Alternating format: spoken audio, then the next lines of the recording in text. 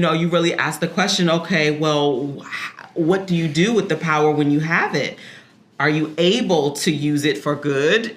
Are you using it for destruction, right? And so I think on the political side, we're really trying to balance the destruction that's happening in the world.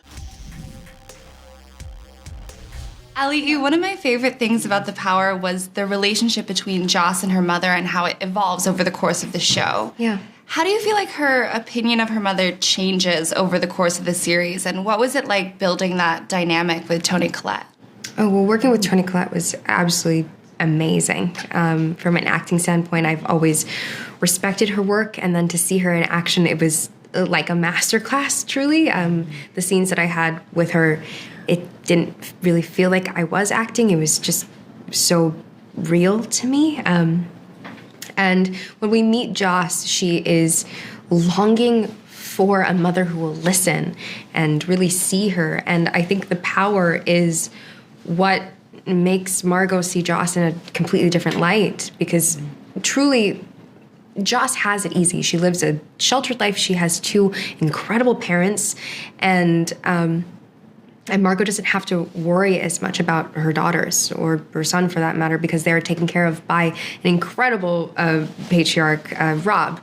But the power changes everything. It puts a target on her daughter's back and introduces her to like this new struggle of a new generation.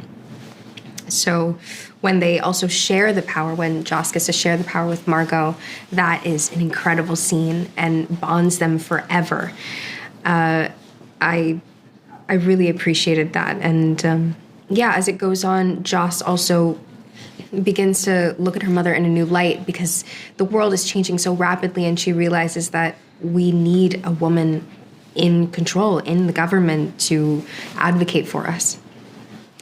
And Halle, Allison's character really stands out for a lot of reasons, particularly because of how she's interconnected with themes of religion and power. Mm-hmm. It's clear that your character does have faith. Yes. But in your opinion, is that where her true motivations lie, or is she driven by something else at her core too? Wow. I feel like she's kind of driven by something else, because Allie's been looking for that home and a place where she belongs. Mm-hmm. So when she ends up at the convent, she sees these girls need something to believe in, and she becomes that person that they can believe in. But then also, not only that, she found that family she was always looking for, and that motherly love that she was always looking for as well. So I would say that it was more of I want a family who I can truly call my family. I want a support group, and I want, that motherly love. And she found all of that at the convent. Yeah. Now, Edwina, Helen is in a really tough spot being so connected to the world of political optics as the Skeins phenomenon, gains traction. Would you say overall, with that in mind, that your character views Skeins as more of a net positive or a negative? Yeah. Well, I think that she definitely sees Skeins as an incredible challenge. Let's just say that. It is an obstacle to overcome. Because when we launched into that first episode, the world's on fire. Mm-hmm. Things are burning down. It's chaos that cannot be explained. And as, Helen is searching and looking and trying to get ahead of it, we begin to realize that there are young women around the world who have the power to set things on fire. And when you think about that combination along with age and in some cases a lack of maturity and wisdom, you really ask the question, okay, well, what do you do with the power when you have it? Are you able to use it for good?